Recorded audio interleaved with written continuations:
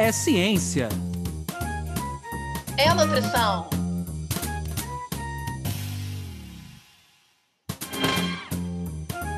É nutrição. É ciência. Ciência da nutrição. Sejam todos bem-vindos pela ciência. Sejam todos bem-vindos pela nutrição. Meu nome é Anderson Teodoro. E eu me chamo Luana Aquino. Está no ar mais um episódio do podcast Ciência da Nutrição, que tem como objetivos levar para vocês aí de casa, da academia, do carro, do ônibus, informações quentes, informações atualizadas sobre as temáticas mais importantes da área da ciência da nutrição. A gente também quer, com isso, promover mudanças de hábitos, de estilos de vida, inspirar vocês com informação e ciência de qualidade. E, sem dúvida, a gente gostaria também de agradecer aos nossos ouvintes que estão nos acompanhando, tanto por aqui quanto nas redes sociais, e lembrar para vocês que a gente ainda está gravando remotamente. Então, a gente já conta com a compreensão de vocês em relação a possíveis ruídos, intermitências de internet. E hoje é um dia muito especial no podcast Ciência da Nutrição. Um tema dos mais pedidos vem aí no dia de hoje. Eu gostaria muito de agradecer a presença da professora Anete Marum e apresentá-la a vocês. A Anete é nutricionista clínica, especialista em nutrição e metabolismo na infância e adolescência, mestre em ciências da saúde, doutoranda do Departamento de Fisiologia, especialização, mestrado e o doutorado em curso, ambos pela Unifesp, e também é professora de pós-graduação, inclusive coordenadora da pós-graduação em Nutrição de Precisão e Medicina de Precisão na Plenitude Educação. Uau, Anete, já queremos também uma palhinha sobre essa importante área que aparece aí norteando o exercício do nutricionista. Mas hoje, pessoal, é um tema muito solicitado por vocês, nutrigenômica. Então, eu gostaria de dar as boas-vindas. Seja bem-vinda, Anete.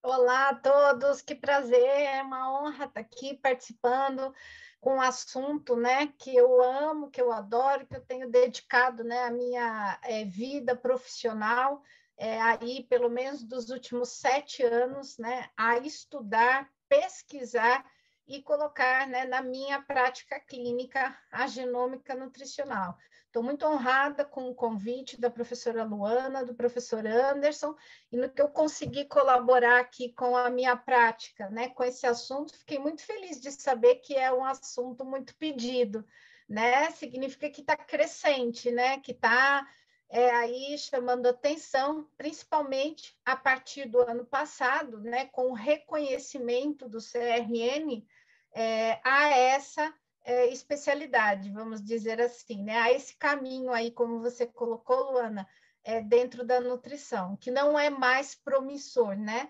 Já é um caminho aí bem estabelecido e reconhecido. Perfeito, Anete. O futuro virou realidade, né? Até hoje eu não esqueço da prova de vestibular da FRJ que eu tinha que falar Brasil, um país do futuro, até quando, né? Então, essa realidade chegou para a nutrição e isso é ótimo, né? E aí eu já gostaria, já falando de futuro, de presente, vamos falar um pouquinho de passado também? Como é que foi essa escolha, Anete, pela área de nutrição e essa aproximação da área de genética? Então, vou contar para vocês, né, um pouco a minha história aqui como nutricionista. Acho que vocês estão ouvindo aí, já devem ter percebido que eu falo porta, porquê, portão, né? Eu sou do interior do estado de São Paulo, de uma cidade perto de Ribeirão Preto, né? E aí, na minha cidade, na época, não tinha faculdade de nutrição, tinha faculdade de odontologia, de direito, e era um grande sonho estudar numa cidade grande, né? Então, eu prestei o vestibular na São Camilo, na época, isso foi em 1995, e eu fui fazer nutrição em São Paulo, né? Então, eu me formei em 1999 e foi assim que a nutrição, né, aconteceu na minha vida, com o sonho de uma menina do interior que queria fazer uma faculdade, que eu lia, que na época, né, nem tinha essa visibilidade que tem hoje, né? Há 23 anos atrás, A gente teve que construir, não tinha nutrição de consultório, não tinha Instagram, né? Então, o meu sonho era ser nutricionista hospitalar. E aí, quando eu terminei a faculdade, foi assim que eu fiz, né? Na época, a gente se inscrevia em concurso público pelo banco, né? Não sei se vocês se lembram, a gente ia no banco, não tinha como fazer pela internet. No ano de 2000, isso. E aí a gente pagava, né, lá no banco, enfim. E aí eu passei para ser nutricionista hospitalar do Hospital das Clínicas de São Paulo, do Instituto Central, né? Então, a minha vida na nutrição começou assim. E eu consegui, na época, trabalhar né, no sonho de trabalhar no maior hospital, né, do país. E assim eu fiquei sendo nutricionista durante muitos anos, né, hospitalar. Então, eu carreguei em mim uma bagagem muito grande clínica, né, de pacientes críticos mesmo. E lá na USP, né, a gente é muito incentivado, a gente recebia os alunos de último ano, tanto da USP quanto da Unesp de Botucatu. E aí a gente tinha que dar aula para esses estagiários, né? Ter estagiários exige, né, essa atividade. E aí eu comecei a gostar, né? Monto uma aula aqui, orienta os estagiários, faz supervisão, e aí eu fui para a carreira acadêmica, né? Onde eu comecei a fazer, né? Eu fiz o meu mestrado em epidemiologia da nutrição, e aí eu acabei saindo do Hospital das Clínicas, porque eu também era contratada pela Fundação Faculdade de Medicina, né, que na época a gente tinha esse complemento, né, do contrato, mas enfim. E aí eu acabei pedindo, né, demissão dessa vida hospitalar, né, depois de muitos anos, de muita prática, e aí eu vim morar em Santos, né? Aqui em Santos eu entrei para a docência, né? Eu enviei meu currículo para faculdades particulares, ministrei quase todas as disciplinas voltadas à área clínica, né? No decorrer de todos esses anos. E aí, né? Entrando na genética, aqui em Santos tem uma cidade do lado de Santos que chama Guarujá. O Guarujá tem um hotel, né, muito famoso que se chama Hotel Casa Grande, que ele é na praia ali, um hotel 5 estrelas. Dentro desse hotel tinha um spa. E aí eu assumi a nutrição desse spa. Lá no spa, há 7 anos atrás, isso, chegava um hóspede, né, eles tinham um poder aquisitivo diferente, né, esse público, e falavam assim para mim, Anete, eu estava nos Estados Unidos e aí eu vi lá no supermercado análises genéticas. Você já ouviu falar? Aí eu falei assim, não conheço, não ouvi falar, sei que existe, mas é no futuro, não sei. Isso não é possível ainda, né? Aquela resistência. Aí tá bom, veio outro hóspede. Anete, eu estava no Japão, eu fui numa reunião, e aí lá eu recebi um kit para fazer uma análise genética né, de tal, isso eu não sei, o que você acha? Você viu? Enfim, no quarto paciente que chegou para mim no spa, falando que tinha visto isso fora do Brasil, eu falei, peraí, né? Já trabalhei tanto, eu encurtei, né? Mas eu trabalhei em home care, trabalhei em clínica escola, no ambulatório do mestrado, em hospital, clínica particular, então deixa eu ver isso aí, né? E foi onde, na época, eu fui atrás. A gente tinha praticamente 2 ou 3 laboratórios genéticos no país que faziam de forma particular, né? Sem pesquisa, para oferecer. Nós fizemos parceria com um laboratório que enviou os kits lá para o SPA para que a gente começasse a fazer análises genéticas nos hóspedes, né? Aí os kits chegaram e ficou lá na sala da gerente. Um belo dia entrou, né, um paciente, né, a gente chama de hóspede, mas era um paciente para o programa de emagrecimento.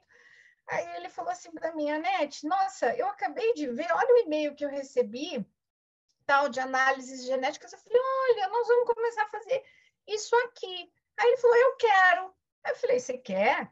Mas calma, né? Ele falou, não, eu quero. Eu falei, ixi, ele quer. E agora? Ele quer. Agora ferrou, ele quis, né? Como é que eu vou fazer que eu nunca vi isso? E eu sempre conto isso para os meus alunos, porque foi assim que eu comecei na genética, né? Eu tenho uma clínica muito grande, eu fui trabalhar em um lugar em que essa demanda caiu no meu colo, chegou até mim, e aí eu arregacei as mangas, né? E comecei a estudar. Aí eu falei claramente para esse paciente, eu falei, ó, você quer, a gente tem o kit aqui, eu vou fazer, só que você é meu primeiro paciente, eu ainda não sei como é que faz isso, como é que interpreta, você vai ter paciência para esperar eu, né, me acobaia. Ele falou, tá bom, né? Aí a gente fez, quando chegou o laudo genético dele, é óbvio que eu tive um caminhão de dúvidas, eu não lembrava a carga genética nossa na faculdade, eu já estava formada há 16, 17 anos, é muito pequena, né? Eu acho que realmente a graduação vai ter que rever né, a sua grade para que os profissionais saiam um pouco mais preparados, porque eu sou formada há 23 anos, mas quem está se formando agora também está saindo sem essa bagagem. E aí, por fim, eu recebi ajuda, né? Uma médica do Albert Einstein me recebeu, me ajudou, discutiu comigo, né, sobre alguns polimorfismos genéticos, quais condutas seriam, o que aquilo significava. Eu fui para a biblioteca da faculdade que eu lecionava no mesmo dia que chegou o laudo, né? À noite eu saí de lá e fui dar aula. Eu peguei um livro de genética básica, né, para relembrar aí vários conceitos, e aí os hóspedes começaram a fazer, e na verdade a gente viu que fazia muito sentido, né? A gente continuou porque começou eu que fui sempre uma nutricionista que trabalhou em UTI, de repente começar a pensar em prevenção, sabe, fez muito, assim, me encantou. A possibilidade de tentar trabalhar com prevenção, uma prevenção real, né, para que não acontecesse muito do que eu vivenciei trabalhando, me encantou, né? E aí eu transformei isso num doutorado, né? Ser nutricionista de spa, pelos anos que eu fui, eles me mostraram muito claramente essa resposta metabólica individual, né, que a gente fala. Quando você trabalha num spa fechado, eles comem, né, aquilo que você oferece, eles treinam, eles dormem ali, e mesmo assim a gente via as respostas diferentes, independente do que a gente já espera, né, entre sexos, entre idades, né? E isso me respondeu muita coisa. Eu vi que aumentava a adesão deles, né? Saber as predisposições genéticas. E aí eu engatei, né? E como lá eles tinham uma condição, né? Na época era um valor maior do que é hoje, em pouco tempo, né, eu tinha uma quantidade muito grande de pacientes atendidos com essa análise, e foi isso que chamou um pouco a atenção, né, das outras pessoas, de eu dividir a minha experiência, né, com o volume de pacientes atendidos, né, com análises genéticas. A minha história começou assim, né? E aí disso eu transformei num doutorado, né? E hoje, né, sou super envolvida da hora que eu acordo, da hora que eu vou dormir, tudo que eu faço é relacionado a pesquisar, né, estudar e ensinar análises genéticas voltadas para a nutrição. Bem interessante, Alex, sua história, bem como se confunde um pouco até com a própria evolução da nutrigenômica, né? E é justamente aí que eu queria fazer a pergunta para você. A gente está começando hoje um programa sobre nutrigenômica, apesar da gente da área talvez conhecer o termo, eu queria que você falasse um pouquinho assim, o que é essa nutrigenômica, né? qual é a diferença, de repente, da nutrigenômica para a nutrigenética, que as pessoas acabam colocando, né? E como é que ela se comporta dentro dessa evolução do conhecimento do gene em si? Eu tenho muito cuidado com o que eu ensino, com o que eu falo, né? A gente ainda está em uma crescente evolução desse conhecimento, né? A partir do momento que que foi possível, né, se conhecer, que se finalizou o projeto Genoma Humano em 2003, durante muito tempo a gente ficou entendendo, né, pesquisando as associações, né? Quais eram os genes associados, né, às doenças ou não? Quais eram relevantes dentro da clínica, né? E isso é importante. Entender quais são os genes relevantes dentro de uma conduta clínica, dentro que fazem muito sentido.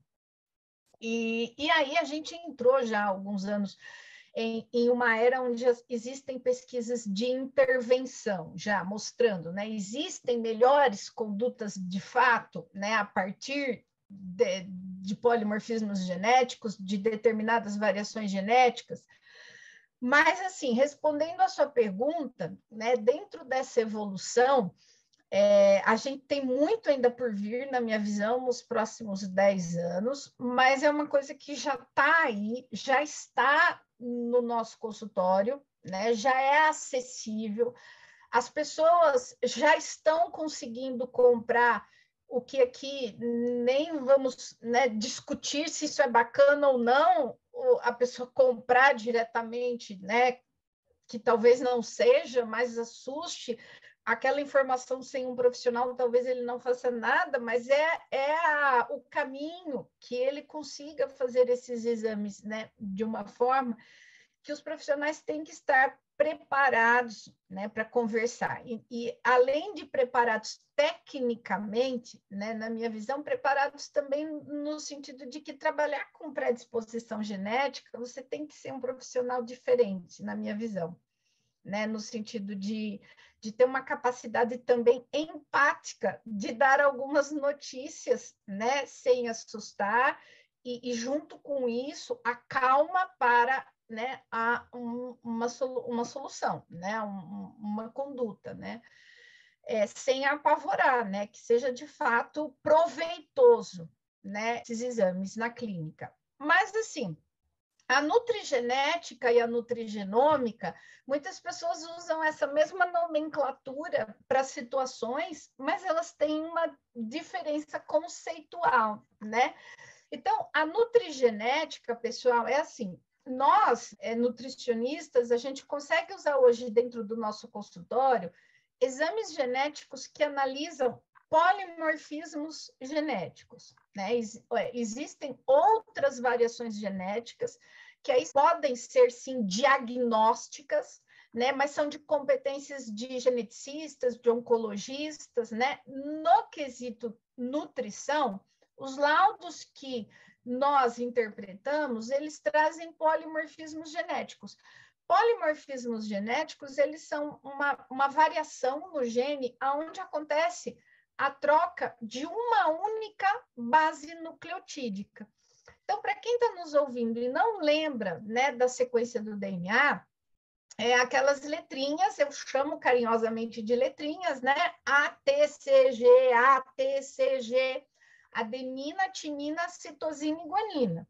Então, eu tenho lá a sequência ATCG, trocou uma base só, um A por um T, ou um T por um G, enfim, é suficiente para produzir uma informação diferente, né? Entendam o que um gene faz, né? Um gene, eu falo que ele é um maestro de uma orquestra, né? Um diretor de uma peça de teatro, parte dele é a informação para produzir uma enzima, né, codificar uma enzima, um hormônio, um receptor, um transportador. Então, polimorfismos genéticos podem fazer com que essa enzima seja menos eficiente, tanto na sua quantidade quanto na sua eficiência. Isso vai acarretar algum problema, né, no metabolismo, por exemplo, de uma vitamina. Para ficar mais claro, algumas pessoas perguntam assim, nossa, Nete, mas a troca de uma base nucleotídica vai gerar tanto impacto assim, né? Então, eu respondo assim, eu costumo dizer, se você trancou lá sua bicicleta e você usou um cadeado, que a senha é 1, 2, 3, se você digitar 1, 2, 4, você trocou um número e você não abre aquele cadeado, né? Então, uma informação errada já não te deu o resultado que você queria. A mesma coisa no telefone. Se você ligar para mim, tal, 4458, e você ligar 4459, você também não vai ligar para mim.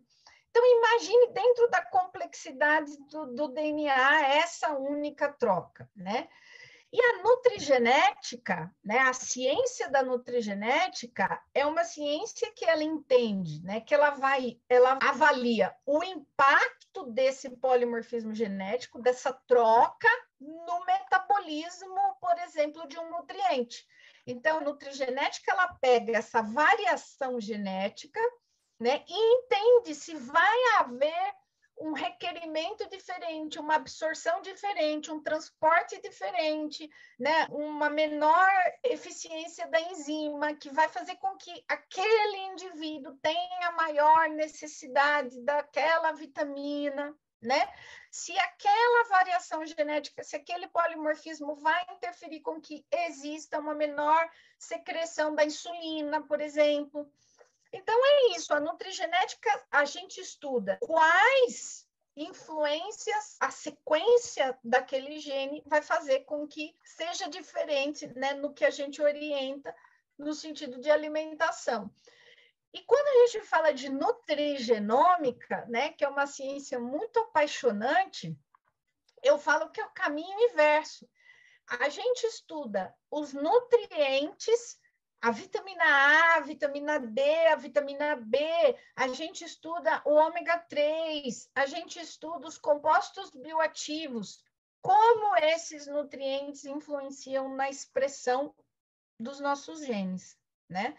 Então, quando eu estou lá no meu consultório, eu pego um laudo genético na minha mão e olho lá o gene, MTHFR, FADS1, FADS2, ApoE, eu estou fazendo nutrigenética. Eu estou entendendo o que é, eu estou pensando ali, né? Se o meu paciente tem uma necessidade diferente. Aí eu falo que quando eu construo o cardápio, o plano alimentar, se necessário, eu faço uma suplementação, que eu estou pensando, né, na expressão dos genes, aí eu estou fazendo nutrigenômica, tá? Então, é uma via de mão dupla, são ciências aí que se encontram e se complementam, tá? Tem um pouquinho de diferença, mas as duas estão avançadíssimas. Perfeito, Anete. E por agora eu gostaria muito que Camila falasse o que ela está achando desse episódio super quente, cheio de informação atual, e o que ela tem de sugestões, de dicas para os nossos ouvintes que quiserem se apropriar, se aprofundar um pouco mais nesse tema. Olá, Luana, olá, Anderson e olá, ouvintes do podcast Ciência da Nutrição. Esse episódio deixa claro que a nutrigenômica teve sua evolução e está evoluindo até hoje, mas percebemos algumas lacunas quando essa nutrigenômica é aplicada na prática clínica. Por isso, deixo como dica um vídeo sobre a nutrigenômica na prática clínica. Além disso, trago um livro especialmente sobre o tema, Nutrigenômica. As duas dicas são para você, ouvinte, possa entender como conhecimentos e os avanços científicos em nutrigenômica podem ser grandes aliados dos nutricionistas na prática clínica. Para conferir, basta acessar o nosso site www.cienciadanutrição.com.br, tudo junto e sem acento, e assim você confere dicas desse episódio e de episódios anteriores. Não deixe de conferir. Obrigada, Camila. Anete, voltando aqui para a nossa troca boa, né? E pegando esse teu último gancho, você estava falando aí dessa questão da via de mão dupla, né? Então agora eu quero conversar de uma dessas vias que é a que a gente está mais interessada por hoje. Quem já fazendo aí o convite para, de repente, você voltar para a gente conversar da outra via em breve, né? Mas por agora, eu queria muito saber o seguinte, aproveitar que você está super por dentro do que está sendo publicado em termos de ciência da área, mas que você também tem uma prática clínica nisso, né? O teu interesse nasceu dessa prática clínica. Então, o que você está vendo de principais nutrientes, né? Que você poderia citar 2, 3 exemplos de nutrientes ou de compostos que vem tendo mais força aí nessa expressão genética? Olha, super interessante sua pergunta. Na verdade, o primeiro nutriente estudado, né, dentro da nutrigenômica é o ômega 3, né? Então, assim, a gente não pode deixar de citar, né? Então, a gente tem que estudar muito, né, as duas frações, DHA, EPA, cada um, né, dentro da sua via aí metabólica, né, de importância, mas se eu, né, levantando um nutriente que merece destaque dentro, né, da nutrigenômica, é o ômega 3, né? Ele em cima dele as primeiras publicações relacionadas à alteração de expressão gênica. Aí, um outro grupo que merece muito destaque, um absurdo, não tem uma publicação em relação à genômica nutricional que não envolva, são os polifenóis, né? Então, a gente está aí em publicações desde de câncer, né, de prevenção de câncer, desde obesidade, né, inflamação, radicais livres, estresse oxidativo, vias de detoxificação, enzimas antioxidantes. Então, os polifenóis, eu falo que hoje, né, quando eu vou dar aula, né, de genômica nutricional, eu falo que os nutricionistas eles têm que dizer hoje que comer uma porção de frutas vermelhas arroxeadas, né, hoje em dia tem que ser, um remédio, né? Realmente um remédio, é maravilhoso, né? E a gente tem aí a vitamina A, por exemplo, a vitamina D, né, sendo bastante estudada também como ligantes aí, né, tanto de receptores quanto de fatores de transcrição, super importantes aí dentro da genômica nutricional. A curcumina, né, também aí muito estudada. Então, no quesito de nutrientes do bem, né, de melhorar a expressão gênica, de favorecer essa expressão, eu acho que seriam esses as maiores publicações: ômega 3, polifenóis, vitamina D, A, né, a curcumina.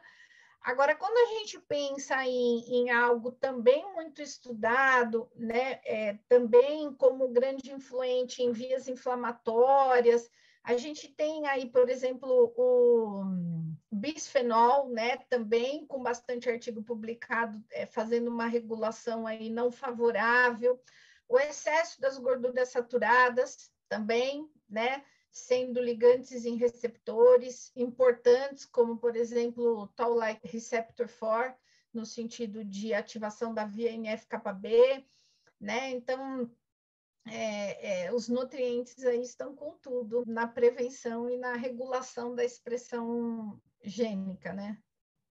Nete, eu queria agora uma opinião sua, né? Você que é um profissional da área, tem trabalhado junto com a nutrigenômica. Talvez as pessoas que estão em casa não conheçam muito isso na nossa profissão da nutrição, mas isso agora vai ser uma especialidade, né? Como é que você acha que isso impacta a vida de quem nos ouve, né? E por que você acha que isso agora vai estar no nosso dia a dia? Por que o Conselho Federal está se preocupando com isso?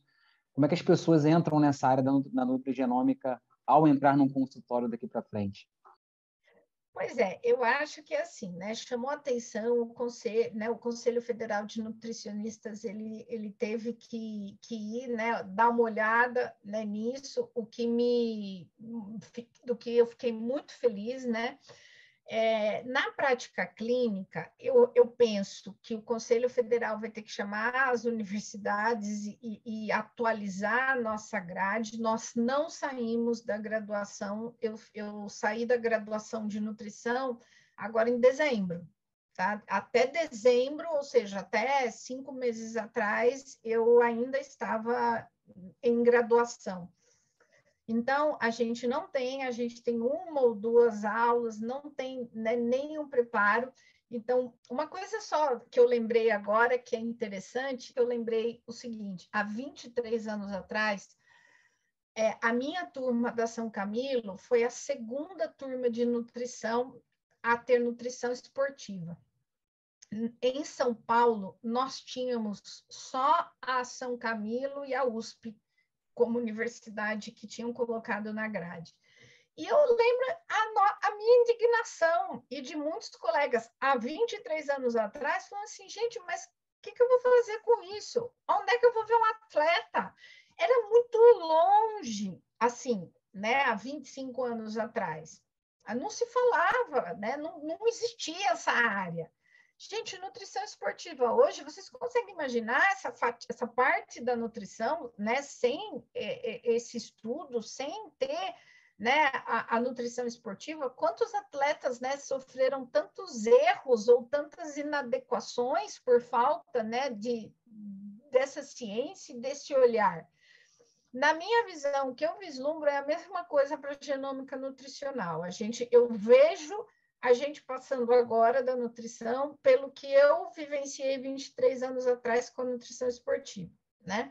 Então, uma faculdade coloca, outra coloca, aí quem desponta, né, é quem vai atrás, quem faz seus cursos particulares. Assim era com a nutrição esportiva. Toda a área nova, né, passa por esse processo que a gente está passando agora, né? A não ser a saúde coletiva, né, saúde pública, UAN e nutrição clínica, que são as 3 áreas que, desde que a nutrição existem, elas existem. Nutrição e marketing passou por isso, né? Teve que ser revisto o código, a ética, como o profissional vai para a indústria, né? Se é permitido que o profissional seja propagandista, né? A gente passou por isso dentro da nutrição esportiva e agora é a vez da genética, né? Então, eu vislumbro nos próximos 10 anos um crescimento muito grande que começa com o abraço aí do nosso conselho e das faculdades, né? Seja até mesmo, né, quase todas as pós-graduações hoje, pelo menos um módulo de genética eles têm colocado, né? Então, eu né, coordeno uma pós-graduação só disso, né? Genética e doença cardiovascular, genética e obesidade, genética e intolerâncias alimentares. E a gente apostava, né, como uma área nova que seria... a gente ia ter que dar um passinho de cada vez, mas está surpreendendo, já surpreendeu. E, assim, a maior limitação que eu vejo hoje é a clínica andar junto com a pesquisa e com a bioinformática. Isso tem que melhorar para que o custo desses exames melhorem, né? E ande junto a capacitação dos profissionais para que a gente consiga trazer com mais força isso para a clínica e sair o que já está mais do que estabelecido em pesquisa. E aí, perguntando qual a relevância disso na área clínica, sabe? O que sempre me encantou e o que eu sempre vou responder é a possibilidade de trabalhar de uma forma preventiva. A gente, quando tem um bom teste, um bom exame, igual a gente já tem hoje, quando a gente enxerga um score poligênico grande, indicando um risco grande de desenvolvimento, né, de diabetes tipo 2, de hipertensão, eu acho que o paciente ele adere melhor, ele entende, né? Trabalhar aí com unhas e dentes para tentar com que isso não aconteça, né? Uma vez já acontecido, eu falo assim, o tamanho do buraco, né? E como a gente ajuda. A Unicamp fez uma pesquisa linda no sentido de por que alguns pacientes com terapêutica alimentar e de exercício físico conseguem fazer um controle glicêmico e outros com a mesma terapêutica e remédios não conseguem fazer um controle glicêmico, né? Então, essas respostas, elas são genéticas, né? Então, a gente consegue entender as dificuldades e as facilidades daquele paciente. Então, há 7 anos atrás, eu lembro que eu atendi um médico ortopedista que ele falou assim para mim, Anete, eu fui num congresso, quando isso foi lançado nos Estados Unidos, e eu fiz uma análise genética minha que estavam vendendo lá no congresso, eu paguei R$24 mil. Isso é um absurdo, né? Não dá para trabalhar com um exame desse. Depois disso, eu já vi gente que me falou que pagou 12, eu já vi gente que falou que me pagou 7. Há 7 anos atrás custava 5, 4. Hoje a gente tem bons exames mais acessíveis. E outro dia eu assisti uma palestra de uma pessoa que trabalha numa startup que é bancada, né, pelo Einstein, no sentido de informática, e eles batalham para que nos próximos 10 anos essas análises custem a mesma coisa que um hemograma, que é em torno de R$80. Sinceramente, não sei, assim, né, pensando no nosso país, se isso chega a uma questão de saúde pública, né, assim como a gente tem na Europa, mas mais acessível para consultórios, com certeza. Com certeza. Inclusive, esse podcast ganhando aí as ondas sonoras, né, já começa um movimento aí não só da nutrição, mas dos nossos ouvintes, para que isso cada vez mais, né, se aproxime da gente, né, porque é uma área fantástica e já virou uma realidade. E por agora, Anete, eu queria muito que você partilhasse com os nossos ouvintes essa imagem bonita, essa imagem importante que você escolheu, né? Por que você escolheu essa imagem? Por que ela te remete à ciência da nutrição? O que você pensou na escolha dessa imagem?